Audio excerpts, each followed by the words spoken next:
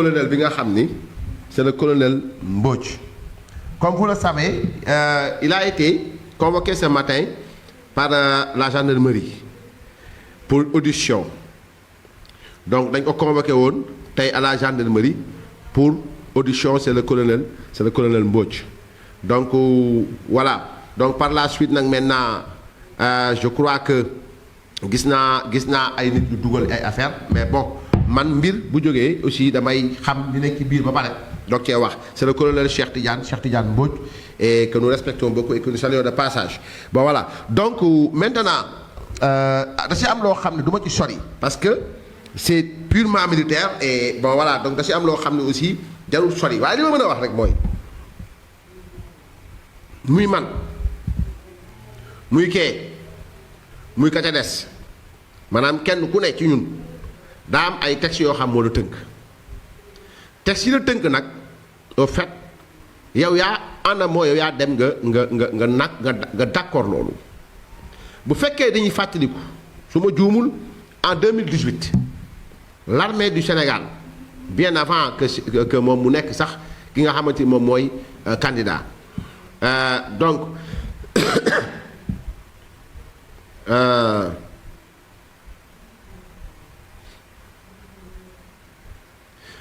avant muy nekk candidat moom donc dafa am loo xam ni armée da ko génne woon ci communiqué. L'armée nationale avait sorti un communiqué bi moo nekk nii mooy communiqué de presse. Armée bi ne intervention récurrente de militaires dans les médias et réseaux sociaux. Le ministre des Forces armées communique. Des militaires à la retraite interviennent de façon récurrente dans les médias et réseaux sociaux pour exprimer, dans la plupart des cas, des opinions politiques en violation flagrante des lois et règlements en vigueur. En dépit de l'accès généralisé aux médias et de la propension de ces derniers à investir tous les secteurs de la société, les militaires, même à la retraite, demeurent soumis à l'obligation de loyauté à la République et au devoir de réserve. En effet, la loi 2008-28 du 28 juillet 2008, abrogeant et remplaçant l'article 19 de la loi numéro 70-23 du 6 juin 1970 portant organisation générale de la défense nationale, dispose que les officiers admis à la retraite sont assujettis aux obligations militaires jusqu'à l'âge de 65 ans. Aussi, est-il opportun de rappeler au personnel servant dans les armées, comme ceux à la retraite, les sanctions auxquelles ils s'exposent lorsqu'ils enfreignent les obligations inhérentes à leur métier de soldat. Monsieur Augustin Tine, c'était le 7 mars 2019. Et je crois bien que ce n'est pas la première fois qu'un colonel soit convoqué. Si vous vous rappelez très bien, le colonel Abdourahim Kébé a été convoqué. Il a été convoqué 2 fois.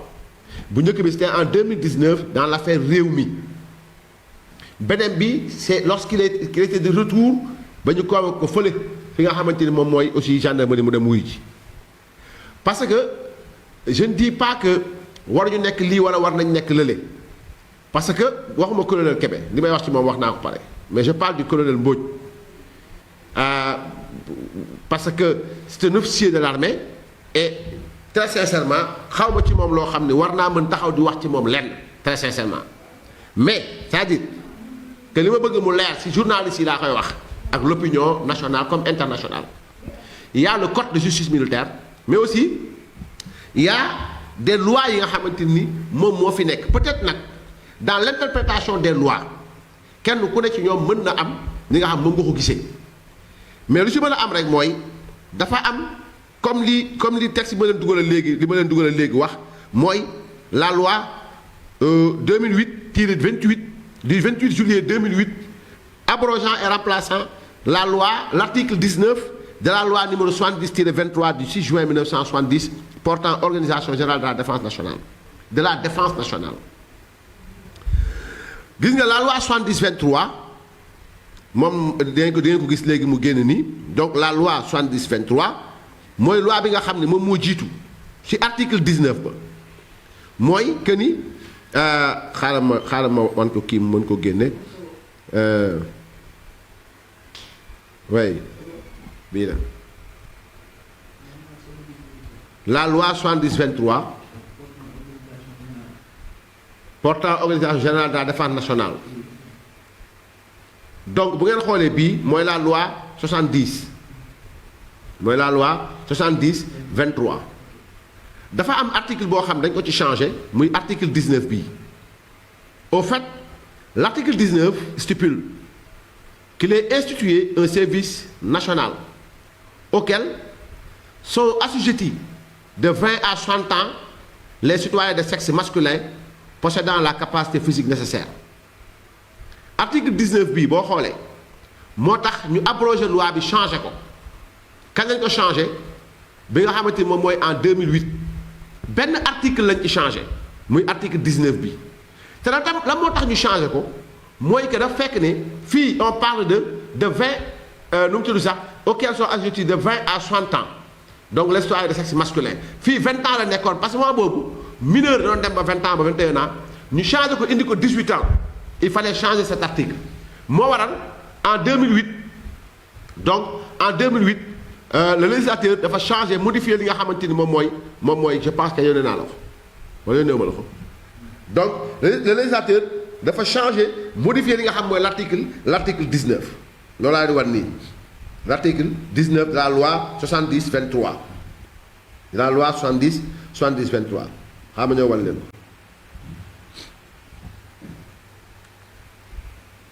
donc loolu moo waral mu modifier ko donc bu ngeen xoolee fii cette loi là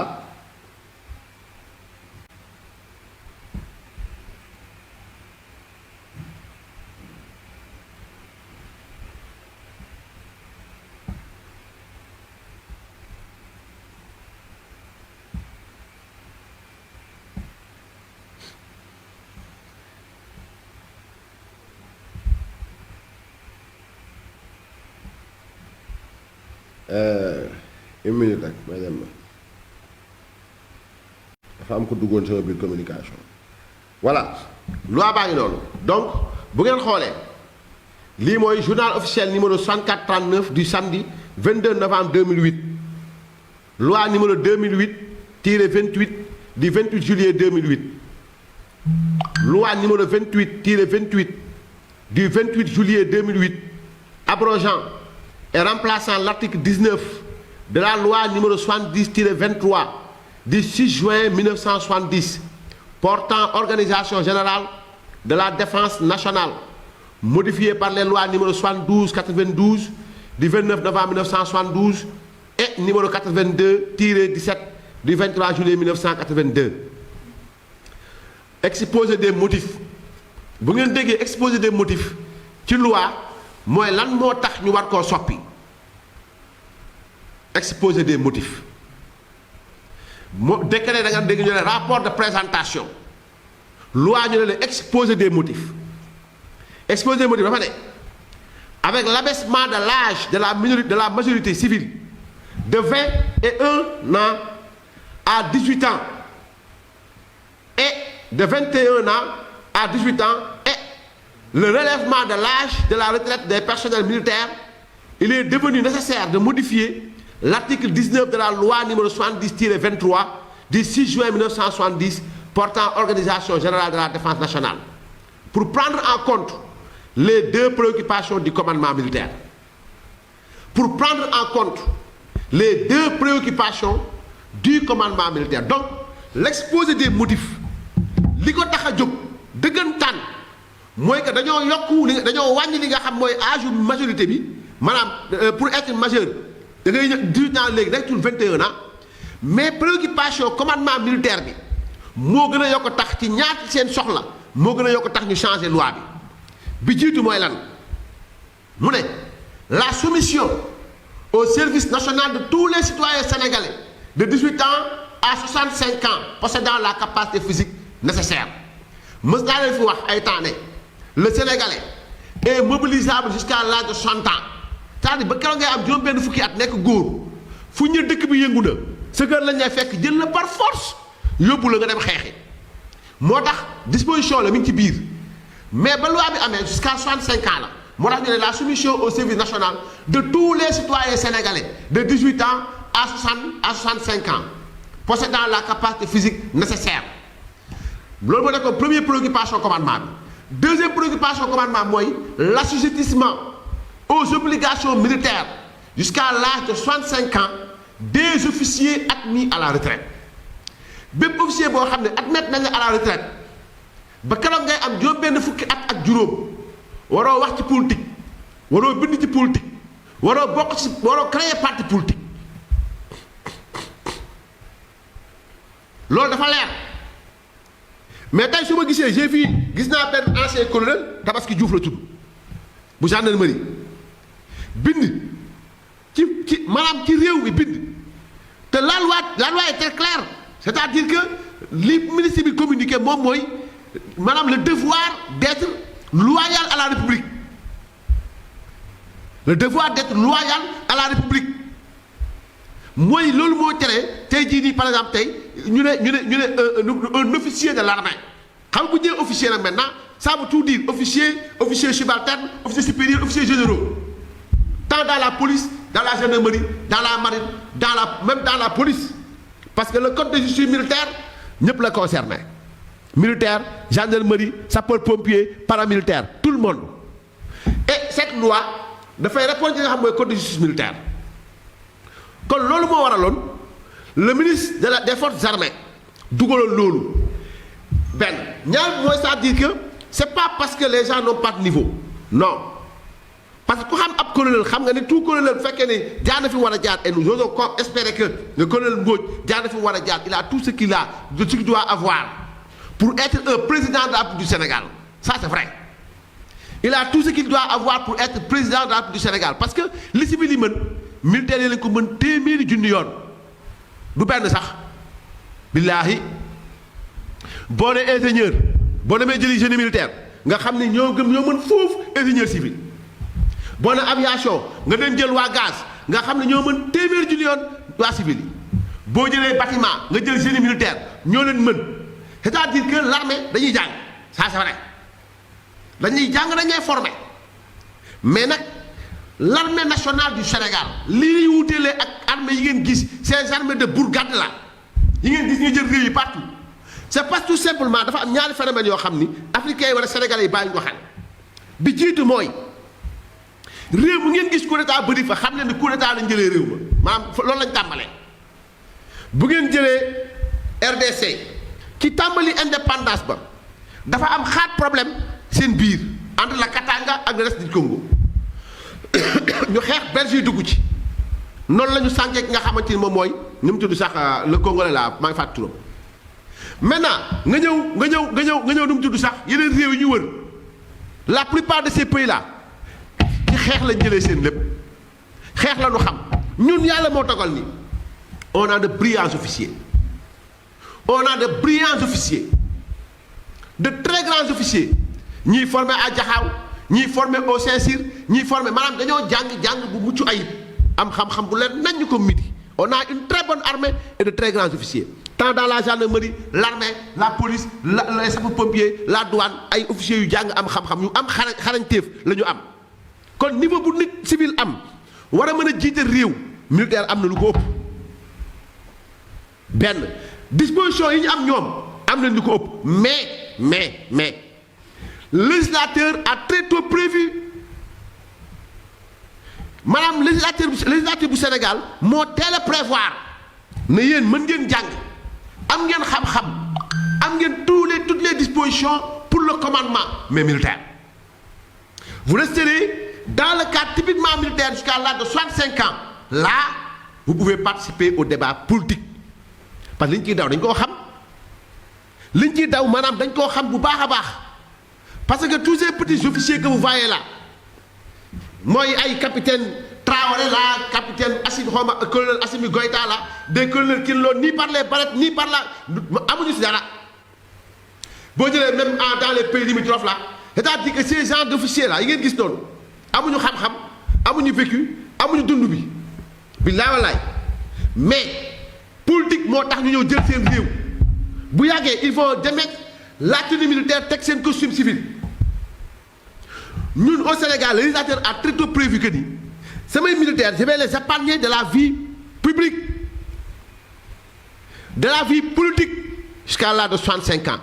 on a mis tous les officiers sous réserve ñi dem à la retraite li may wax nag ça pourrait ne pas concerner Dièye et Touré car capitaine Touré ba préfet li mu fi def dañ ko radier deuxième classe kon kooku nekk du officier moom dañ ko radier ba deuxième classe mooy laakourou kiri maanaam kirik mooy gobi bango yooyu maanaam booy njëkk sol tenue soldat de deuxième classe nga fa lañ radier Touré yóbbu ko fa parce que il n'a même pas de amul sax place ci ñooñu parce que insulté sax les soldats de deuxième classe billaay wallaay c'est un soldat zéro classe il n'est même pas soldat Touré il n'est même pas soldat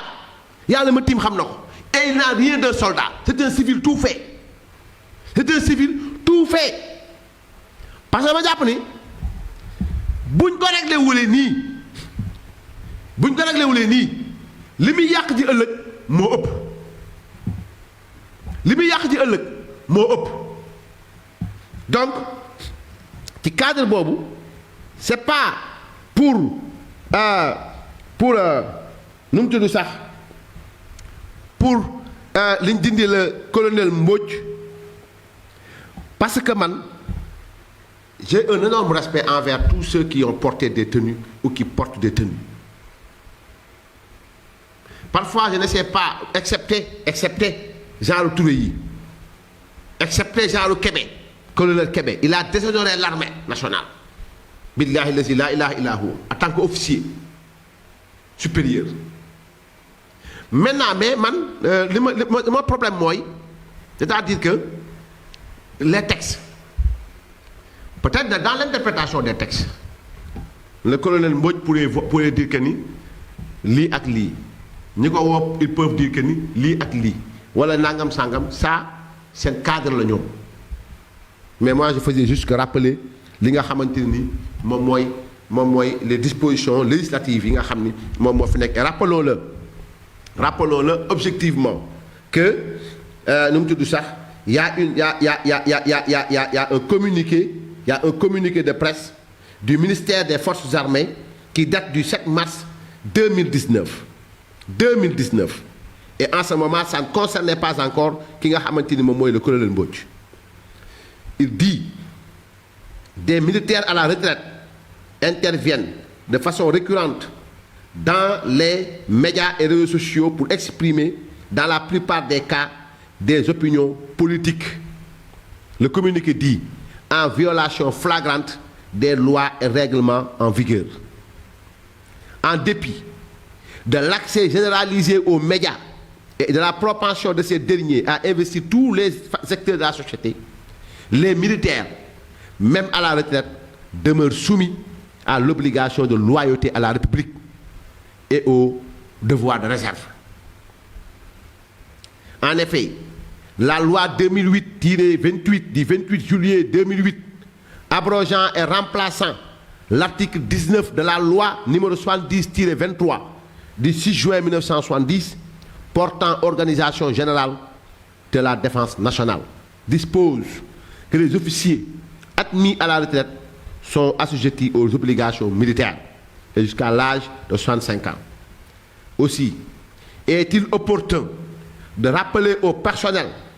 servant dans les armées, comme ceux à la retraite, les sanctions auxquelles ils s'exposent lorsqu'ils enfreignent les obligations inhérentes à leur métier de soldat. C'est dur, très dur. Mais nag dañu doon wax ne qui veut galon fait formation, qui veut la paix prépare la guerre. Donc qui veut galon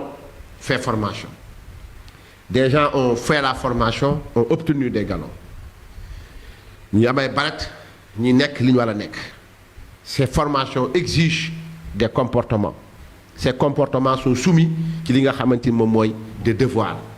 yi nga xamante ni responsabilités yi nga xamante ni dû à leur rang d'officier et c'est des rangs yi nga xamante ni nu mu tudd sax c'est pas des rangs de privilège parce que ñoom ñëpp am nañ li nga xamante ni moom mooy moom mooy nu mu tudd sax moom mooy li sénégalais bu nekk waral ñi nga xamante ni ñoom ñooy ñi takkoon ay der sacrifier seen àdduna lépp et on aimerait vraiment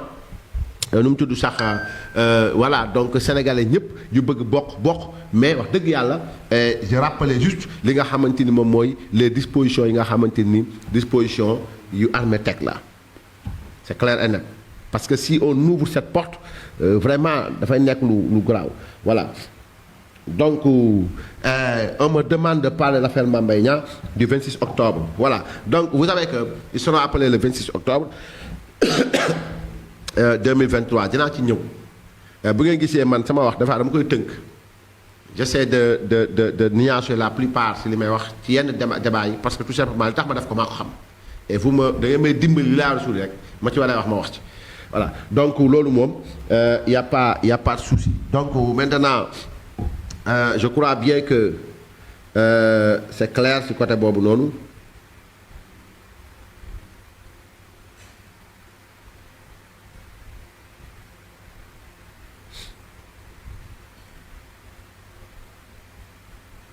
donc comment nu ma doon waxati sax je pense que mbir maa ngi noonu wax naan ci mbirum Falla Fleur ma nga fa def lu ko neex rek.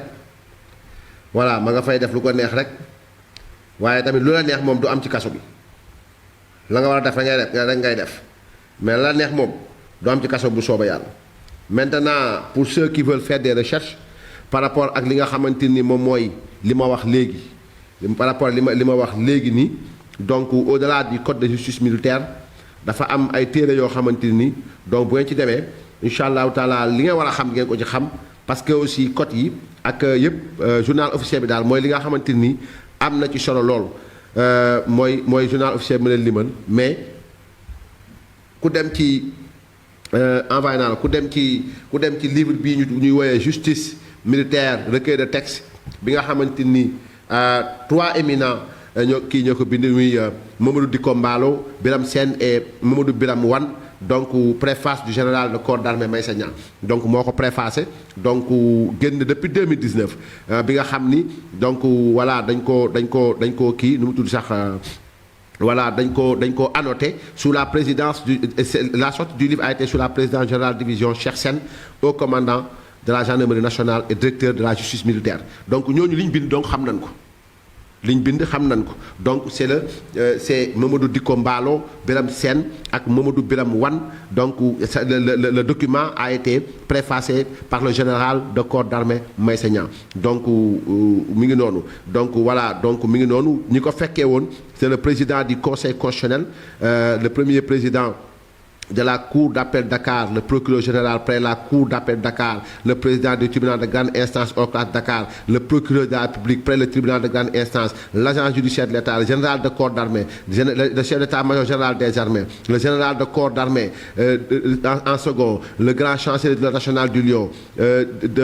messieurs les directeurs généraux, directeurs, chefs de service, des officiers, sous-officiers représentant les différentes formations militaires et paramilitaires. ñi ñëpp seen kanam la ñu indee dañu defalee livre bi nga xamante ni c'est le code de justice militaire et vous savez pourquoi parce que lii buñ koy def c'est-à-dire daf fekk ne xaw ma zoomeel ma ñu gis lii daf fekk ne donc dañuy soxla à un moment donné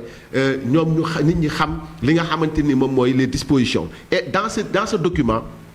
annoté nous verrons bien sûr que il a été dit et très clairement que les officiers à la retraite mënuñu bokk ci ñi nga xam ñoom ñooy nekk ay acteurs politiques ak ay créer ay partis politiques donc c'est ce livre là c'est un recueil de textes annoté bu code de justice militaire et je pense que le code de justice militaire c'est le code de justice de 1994 su ma juumul qui régit la vie bi nga xamante ni mooy la vie des militaires donc loolu mooy li nga xamante ni bëggoon naa ko ci dolli